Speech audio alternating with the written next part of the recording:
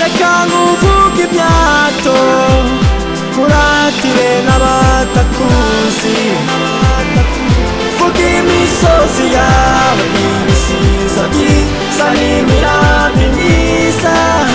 mu mirenge yawe 12 n'intore nziza zigutatse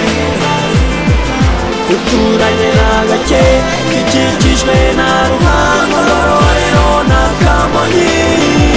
Muhanga uzahora n'ubutwari uzagumana ijambo rinakemwa mu mihigo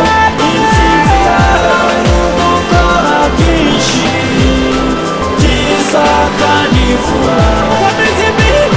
Muhanga uzahora n'ubutwari uzagumana ijambo rinakemwa mu mihigo intsinzi yawe n'ugukora byinshi byiza kandi vuba reka nkomeze nkuvuge ibigwi Muhanga soko y'abahanga